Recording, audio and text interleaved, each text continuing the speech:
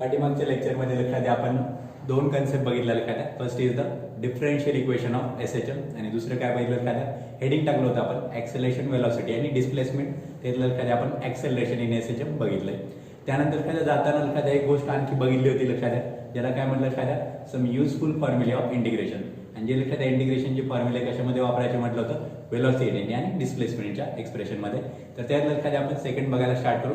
काय लक्षात द्या expression that is the velocity in linear SHM, ते आपल्याला बघायला स्टार्ट करायचंय. तर त्यासाठी लक्षात द्या आपण काय ऍक्सेलरेशनच्या फॉर्म्युल्यापासून स्टार्ट करणार. काय बघा आपल्याकडे ऍक्सेलरेशनचा फॉर्म्युला, ऍक्सेलरेशनचा formula acceleration is equal to काय लक्षात द्या acceleration is equal to linear SHM मधला formula is equal to minus omega square x. Clear आहे का? Omega is the angular velocity, x is called as the displacement. आता लक्षात द्या आपण ऍक्सेलरेशनच्या बेसिक फॉर्म्युल्याकडे जाऊ. काय लक्षात द्या आपल्याकडे ऍक्सेलरेशनचा basic formula, but acceleration is equal to काय म्हणतोय, acceleration is the rate of change of velocity with respect to time, that is dv by dt. ऍक्सेलरेशनला काय म्हणतो लक्षात द्या derivative of v with respect to t. तर काय आपण acceleration is replace by the dv by dt, that is dv by dt is equal to minus omega square x. dv by dt is equal to minus omega square x. आता काय करायचं एखाद्या एक्सप्रेशनला आपल्याला modify करायचंय. बघा एक गोष्ट आपण ऑलरेडी क्लिअर केली एखाद्या की ऍक्सेलरेशन वरनं आपल्याला कुठे जायचंय, वेलॉसिटी फाइंड आउट करण्याकडे जायचंय. तर आपल्याला बघा ऍक्सेलरेशन कडनं जर वेलॉसिटीकडे जायचं असेल तर आपल्याला काय करावं लागेल, इंटिग्रेशन घ्यायला स्टार्ट करायला लागेल. इंटिग्रेशनचा रूल काय सांगते एखाद्या की व्हॅरिएबल एखाद्या सेम असायला पाहिजे. बघा इथं दोनच व्हॅरिएबल आहेत, एक तर काय एखाद्या वेलॉसिटी एक चेंज होणार आहे आणि दुसरी गोष्ट काय एखाद्या डिस्प्लेसमेंट एक चेंज होणार आहे. वेलॉसिटी चेंज होती, डिस्प्लेसमेंट चेंज होती. तर एखाद्या आपल्याला काय दोन्ही एखाद्या साईड आपल्याला ज्या आहेत त्या कशामध्ये करावं लागतील, वेलॉसिटी आणि डिस्प्लेसमेंटच्या फॉर्ममध्ये. म्हणजे एका साईडला v व्हॅरिएबल यायला पाहिजे, दुसऱ्या साईडला x व्हॅरिएबल यायला पाहिजे. तर त्या हिशोबाने एखाद्या आपण मॉडिफाय करू. इकडे x दिसतंय एखाद्या आणि इकडे v कुठं दिसत नाही एखाद्या, हे डायरेक्ट काय dv आहे. तर एखाद्या आपण काय त्याला थोडं मॉडिफाय करू आणि आणखी एक एखाद्या इकडे x आहे पण एखाद्या dx दिसत नाही आपल्याला. तर एखाद्या dx नाही तर एखाद्या आपण काय करू, dx नी LHS ला मल्टिप्लाय आणि डिवाइड करायला स्टार्ट करू. बघा काय करतोय, dx नी मल्टिप्लाय, dx नी डिवाइड. आता बघा एखाद्या dx नी मल्टिप्लाय केलं, dx नी डिवाइड केलं. आता थोडं मॉडिफाय करतोय. काय बघा हे जे एक्सप्रेशन दिसायले बघा काय दिसायले, dx by dt आपण बघितलेलं एखाद्या काय बघितलेलं एखाद्या rate of change of displacement with respect to time. बघा rate of change of displacement with respect to time that is nothing but the velocity. म्हटलं एकदा लिहितो एखाद्या काय म्हणतो आपण, but dx by dt is equal to काय माहिती एखाद्या v किंवा एखाद्या v is equal to dx by dt. dx by dt ला आपण कशाने रिप्लेस करणार, v नी. आणि त्यानंतर कधी आपण पुढे कंटिन्यू करू. काय लिहिलं बघा dx by dt च्या ठिकाणी काय लिहिणार एखाद्या आपण v, dx by dt च्या ठिकाणी काय एखाद्या v. सो v ला v ऍज इट इज. परत काय राहील एखाद्या इकडं dv, dv ला dv ऍज इट इज. आणि एक मॉडिफिकेशन करतोय काय बघा हे जे dx लक्षात इकडे कशामध्ये डिनॉमिनेटर मध्ये किंवा डिव्हिजन मध्ये, तिकडे गेलं एखाद्या काय मल्टिप्लिकेशन मध्ये जाईल. हे एक्सप्रेशन ऍज इट इज काय बघा minus omega square x as it is. dx इकडे डिनॉमिनेटरचं तिकडे काय न्यूमरेटरला पाठवतोय, दॅट इज dx. आणि आता एखाद्या आपण थोडं खुश होऊ शकतो. कसं काय एखाद्या LHS ला बघा dv आहे व्हेरिएबल काय v, RHS ला काय एखाद्या x आहे व्हेरिएबल काय x. याचा अर्थ काय एखाद्या आपल्याला v आणि x दोन्ही भेटले, dv पण भेटले आणि dx पण भेटले. आणि आता एखाद्या आपण काय करू शकतोय, इंटिग्रेशन घ्यायला स्टार्ट करू शकतोय. कारण आपण ऑलरेडी शिकलो एखाद्या आपल्याला काय ऍक्सेलरेशन कडून जर वेलॉसिटीकडे जायचं असेल तर काय घ्यावं लागेल, इंटिग्रेशन घ्यायला स्टार्ट करायला लागेल. मग एखाद्या आपण काय करू, take integration of both sides mention करतो. टेक इंटिग्रेशन, टेक इंटिग्रेशन,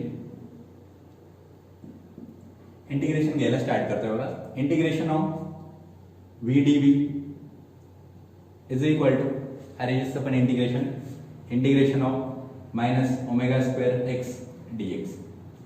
आणि आता एखाद्या आपण या स्टेपमध्ये इंटिग्रेशन काढून घेणार. दोन्ही साईडचं व्यवस्थित लक्ष असू द्या. बघा काय इज इक्वल टू ला इज इक्वल टू साइन. आपल्याला काय करायचंय, v चं इंटिग्रेशन घ्यायचंय कशाच्या विथ रिस्पेक्ट टू नी, with respect to dv that is with respect to v.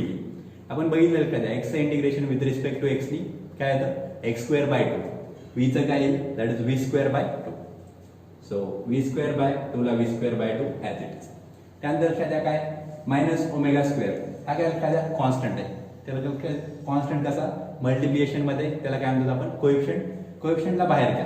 काय येईल बघा मायनस ओमेगा स्क्वेअरला minus omega square as it is. त्यानंतर एखाद्या एक्सचं इंटिग्रेशन विथ रिस्पेक्ट टू एक्सनी. बघा आता व्हीचं विथ रिस्पेक्ट टू व्हीनी काय आलंय व्ही स्क्वेअर बाय 2. इकडे एक्सचं विथ रिस्पेक्ट टू एक्सनी काय एक्स स्क्वेअर बाय 2. आणि त्यानंतर काय आपण दुसरी गोष्ट काय बोललोय तर काय इथे लिमिट दिसायलेत का कुठं एलएचएसला किंवा आरएचएसला. इंटिग्रेशन मध्ये जर लिमिट नसतील तर काय लिहावं लागेल काय आपल्याला कॉन्स्टंट ऑफ इंटिग्रेशन सी. आता काही जणांना काय थोडे डाऊट येते सर आरएचएसला सी लिहिलंय एलएचएसला कसं काय लिहिलं नाही. तर काय खूप क्लिअरली सांगतोय इंटिग्रेशनचं एखाद्या कॉन्स्टंट ऑफ इंटिग्रेशन एखाद्या दोघांच्या इम्पॅक्टसाठी एखाद्या फक्त एकच ठिकाणी लिहिणार ते कुठे लिहितो एखाद्या आरएचएसला. हे जे एक्सप्रेशन तयार झाले एखाद्या हे एक्सप्रेशन एखाद्या कोणाचं आहे this the expression for velocity in linear SHM. फक्त याच्यामध्ये अडचण काय ते समजून घ्या एखाद्या आपल्याला काय एलएचएसला व्ही स्क्वेअर आहे आणि आरएचएसला काय एखाद्या कॉन्स्टंट आहे. तर त्या कॉन्स्टंटची व्हॅल्यू एखाद्या आपल्याला माहित नाहीये. तर एखाद्या आपण ती कॉन्स्टंटची व्हॅल्यू काय एखाद्या बेसिक अंडरस्टँडिंग किंवा एखाद्या सिंपल हार्मोनिक मोशनचं जे पण एखाद्या आपण मोशन कशी आहे ते ऍक्च्युअल बघितलं एखाद्या ती अंडरस्टँडिंग वापरून एखाद्या आपण सी ची व्हॅल्यू फाइंड आउट करायला स्टार्ट करणार आहे. तर एखाद्या इथपर्यंत हे लिहून घ्या पुढे आपण अंडरस्टँडिंगला स्टार्ट करू. सगळ्यांनी लक्षात द्या एक्सप्रेशन एखाद्या लिहून घेतलं असेल एखाद्या ते v square by 2 is equal to minus omega square x square by 2 plus C. तर त्या एक्सप्रेशन मध्ये काय एखाद्या आपल्याला कॉन्स्टंट ऑफ इंटिग्रेशन सी ची व्हॅल्यू काढायला स्टार्ट करायचं. तर एखाद्या आपण पहिल्यांदा ते एक्सप्रेशन बघू. काय एक्सप्रेशन मध्ये एखाद्या v square by 2 is equal to minus omega square x square by 2 plus constant of integration C. तर एखाद्या त्याची कॉन्स्टंट ऑफ इंटिग्रेशन सी एखाद्या त्याची आपल्याला काय व्हॅल्यू फाइंड आउट करायची आणि त्यासाठी एखाद्या आपण सिंपल हार्मोनिक मोशन एखाद्या ऍक्च्युअल कशी होती आणि त्याच्यामधलं एखाद्या काय अंडरस्टँडिंग वापरायला स्टार्ट करणार आहे. तर कुठल्या अंडरस्टँडिंग बघतोय तर त्यासाठी एखाद्या सिंपल हार्मोनिक मोशनचं एखाद्या आपण अंडरस्टँडिंग काय बघितलं ते बघायला स्टार्ट करू. काय बघितलं एखाद्या आपण कन्सिडर ओला काय म्हणतो एखाद्या आपण मेन पोझिशन तिथनं एखाद्या काय बॉडी आरएचएसला मूव्ह होते त्या पॉईंटला काय म्हणतो एखाद्या आपण that is called a point. काय होतं एखाद्या बॉडी ओ पासून ए ला येते त्यानंतर एखाद्या ए पासून परत ओला जाते. त्यानंतर आपल्याला काय माहिती ओ कडून काय एखाद्या आता लेफ्ट हँड साईडला जायला स्टार्ट होईल. कशी होईल एखाद्या ओ कडून लेफ्ट हँड साईडला त्या पॉईंटला काय म्हणतो आपण बी. तर एखाद्या ऍक्च्युअल मोशन कशी होतील एखाद्या परत एकदा सांगतोय ओ कडून ए कडं ए कडून एखाद्या परत ओ कडं ओ कडून बी कडं आणि बी कडून एखाद्या परत ओ कडं. आता एखाद्या या ठिकाणी जरी दिसत नसेल एखाद्या तरी क्लिअर लक्षात ठेवा हे जे डिस्टन्स एखाद्या हे ए दिस आल्सो ए दोन्हीकडचं एखाद्या डिस्टन्स काय सेमच आहे. मग एखाद्या ए काहीतरी नवीन आलं एखाद्या त्याच्याबद्दल अगोदर बोललो एखाद्या आपण हा जो ए लिखाद्या त्याला एक स्पेसिफिक नाव आहे A is called as the amplitude. काय म्हणतो एखाद्या A is called as the amplitude. तर एखाद्या सध्या बेसिक फक्त सांगतो एखाद्या त्याच्यावर कॉन्सन्ट्रेट असू द्या. A amplitude is nothing but the displacement. काय म्हणतो एखाद्या it is nothing but the displacement. आता त्याला थोडं आणखी चांगलं करू it is the maximum displacement. काय एखाद्या it is the maximum displacement from mean position. म्हणजे एखाद्या ओ पासून ए पर्यंत जे पण डिस्टन्स आहे एखाद्या किंवा जे पण डिस्प्लेसमेंट आहे that is called as the amplitude. आणि एक सगळ्यात महत्त्वाचं स्टेटमेंट करतो एखाद्या ते आपण एखाद्या वाटल्यास नोटमध्ये जर लिहायला स्टार्ट केलं एखाद्या तरी पण चालेल. काय स्टेटमेंट करतोय बघा displacement is always measured from. अर्थात ते कुठं एखाद्या सिंपल हार्मोनिक मोशन मध्ये काय म्हणतोय displacement is always measured from mean position. Displacement एखाद्या नेहमी कुठनं मेजर करायला स्टार्ट करणार आपण मेन पोझिशन पासून. तर एखाद्या पहिली अंडरस्टँडिंग काय भेटेल एखाद्या ओ टू एचं जे डिस्टन्स आहे एखाद्या that is called as the amplitude. आणि आता एखाद्या दुसरं स्टेटमेंट केलं एखाद्या त्या स्टेटमेंटच्या अंडरस्टँडिंगवर कॉन्सन्ट्रेट करू. काय म्हणले displacement always measured from mean position. तर काय आता मेन पोझिशन पासून जर डिस्प्लेसमेंट मेजर करत असेल तर ओ पॉईंटला डिस्प्लेसमेंट काय असेल मेन पोझिशन पासून मेजर करणार. याचा अर्थ काय एक्स इज इक्वल टू 0. त्यानंतर काय जर आपण ए पॉईंटला आलो एखाद्या तर काय होईल एखाद्या displacement x is equal to A. कारण कोणापासून मेजर करतोय मेन पोझिशन पासून. आता थोडं टॅलेंट लावतो एखाद्या displacement is a vector quantity. Right hand साईडला चालू डिस्प्लेसमेंट कशी एखाद्या पॉझिटिव्ह. लेफ्ट हँड साईडला जर चाललो तर डिस्प्लेसमेंट कशी असेल एखाद्या निगेटिव्ह. म्हणजेच काय लिहिता येईल आपल्याला बी पॉईंटला x is equal to minus A. तर काय ही झाली पहिली अंडरस्टँडिंग. आता एखाद्या सेकंड अंडरस्टँडिंगवर आणि आता मात्र एखाद्या खूप जास्त फोकस असू द्या. काय म्हणते बघा मोशन कशी होती ते बघा ओ कडून एखाद्या बॉडी एला जाते ए कडून एखाद्या परत ओला जाते. याचा अर्थ काय होतं एखाद्या हा जो पॉईंट ए ना एखाद्या त्या पॉईंटला एखाद्या बॉडीची मोशनची डायरेक्शन काय होती रिव्हर्स होते. इकडं ओ टू ए आरएचएसला येत होती ए टू ओ कुठं चालली एखाद्या लेफ्ट हँड साईडकडे चालली. याचा अर्थ समजून घ्या एखाद्या ए पॉइंटला एखाद्या बॉडीची डायरेक्शन काय होईल, रिव्हर्स होईल. काय म्हणतोय, ए पॉइंटला एखाद्या बॉडीची जी मोशन आहे एखाद्या त्याची डायरेक्शन काय होते, रिव्हर्स होते. आणि एक कन्क्लुजन लक्षात ठेवा, त्याची अंडरस्टँडिंग आपण लगेच बघू. कधी पण एखाद्या काय होत असेल, एखाद्या बॉडीच्या मोशनची डायरेक्शन काय होत असेल, रिव्हर्स होत असेल. ज्या पॉइंटला असं होत आहे, काय म्हणतो ज्या पॉइंटला असं होत आहे त्या पॉइंटला एखाद्या बॉडीची वेलॉसिटी काय असायला पाहिजे, 0 असायला पाहिजे. काय म्हणतो त्या पॉइंटला बॉडीची वेलॉसिटी काय असायला पाहिजे, 0 असायला पाहिजे. आता याचं अंडरस्टँडिंग एखाद्या आपण ज्यावेळेस प्रोजेक्टाईल मोशन एखाद्या बघितलं असेल तिथं एखाद्या आठवा काय म्हणलं होतं, बॉडी एखाद्या ज्यावेळेस मॅक्झिमम पॉइंटला रीच होते. कशी रीच होते, आपण एखाद्या एक बॉल आहे थ्रोन केला वर, तर काय एखाद्या तो वर जातो, एका मॅक्झिमम हाईटला रीच होतो आणि त्यानंतर तो खाली यायला स्टार्ट होतो. ज्यावेळेस तो मॅक्झिमम हाईटला रीच होतो एखाद्या, म्हणजे ज्या ठिकाणी त्याची डायरेक्शन रिव्हर्स होते त्या ठिकाणी त्याची काय होणार एखाद्या वेलॉसिटी 0 होते. याचाच अर्थ एखाद्या काय ऍट एक्स्ट्रीम पोझिशन किंवा ज्या पॉइंटला एखाद्या काय होतं डायरेक्शन रिव्हर्स होते त्या पॉइंटला वेलॉसिटी काय असेल, 0. आता ऑब्व्हियसली तुम्ही लॉजिक इकडे पण लावू शकताय, ओ कडून बी कडे गेल्यानंतर परत डायरेक्शन चेंज होणार आहे. तर काय तुम्ही या ठिकाणी पण मेन्शन करू शकताय at x is equal to minus a velocity is equal to 0.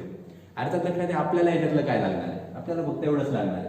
काय लागणार आहे, इफ काय म्हणतो एखाद्या in simple harmonic motion if x is equal to a velocity is equal to 0. आणि तीच कंडिशन आपल्याला उचलायची आणि इकडे ठेवायची.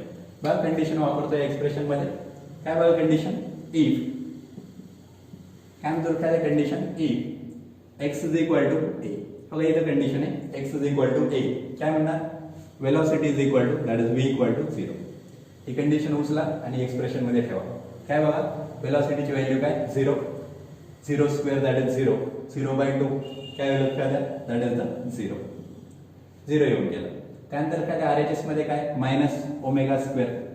एक्सच्या ठिकाणी काय ठेवायचं आपल्याला, x is equal to a. So एक्सचा काय स्क्वेअर, देअरफॉर एचा पण स्क्वेअर डिवाइड बाय 2 ला 2 as it is plus C ला सी ॲज इट इज. त्यानंतर एखाद्या ही टर्म एखाद्या कशामध्ये इकडं आरएचएस मध्ये मायनस मध्ये, एलएचएस ला आली एखाद्या काय होईल प्लस मध्ये. तर आपण एखाद्या डायरेक्ट सी ची व्हॅल्यू लिहितोय.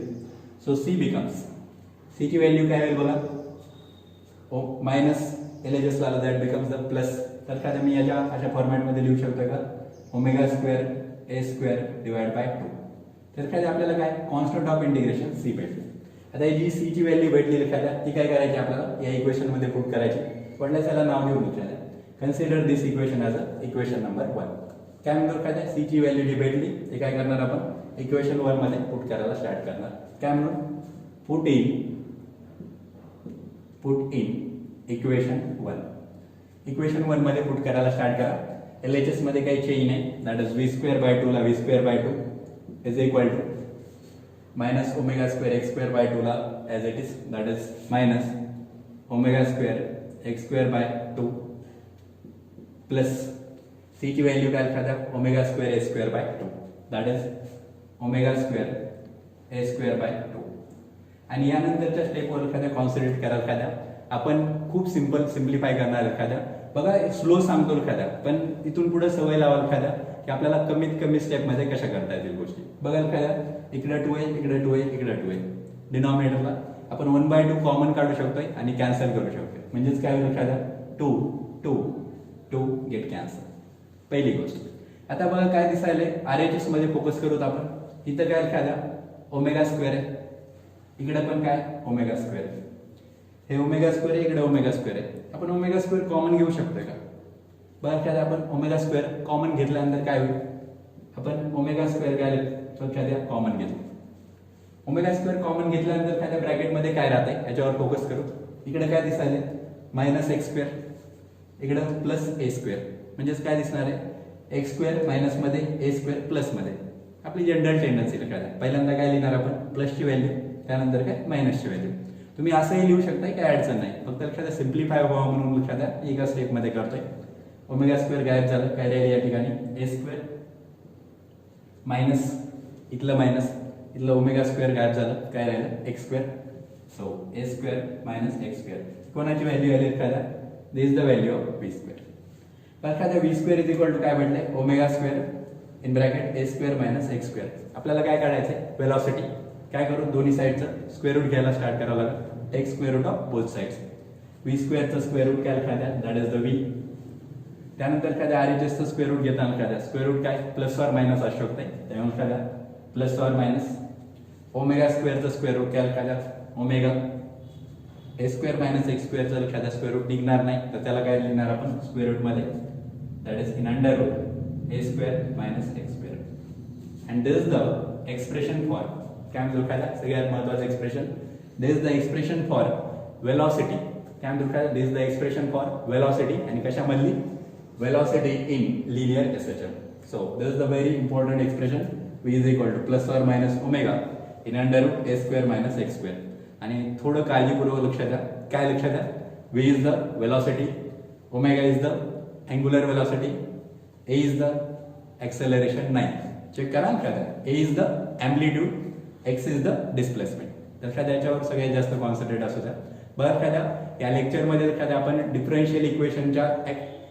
इक्वेशन काय सिम्प्लिफाय करून काय पाठीमागच्या लेक्चरमध्ये आपण एक्सेलरेशन बघितलं आणि या लेक्चरमध्ये काय आपण एक्सेलरेशन पासून काय कुठं पोहोचलोय वेलॉसिटीवर तर काय याच्यावर हा हे लेक्चर काय खूप महत्त्वाचं हे लेक्चर काय कमीत कमी 2 वेळा बघा काय त्यानंतर याचे डेरिव्हेशन जे आहे काय पहिल्यांदा समजून घ्या आणि नंतर काय लिहायला स्टार्ट करा तर काय हे कम्प्लीट झालंय आज आपण पुढच्या लेक्चरमध्ये काय आपल्याला काय डिस्प्लेसमेंट बघायला स्टार्ट करायचंय तर काय वेलॉसिटी कंप्लीट केलं एक्सेलरेशन ऑलरेडी कंप्लीट झालंय नेक्स्ट लेक्चरमध्ये आपण डिस्प्लेसमेंट बघू आणि त्यानंतर काय आपण या कन्सेप्टवर काय प्रॉब्लेम्स बघायला स्टार्ट करताय तर आपण थांबतो या ठिकाणी बाकी आपण नेक्स्ट लेक्चरमध्ये कंटिन्यू करू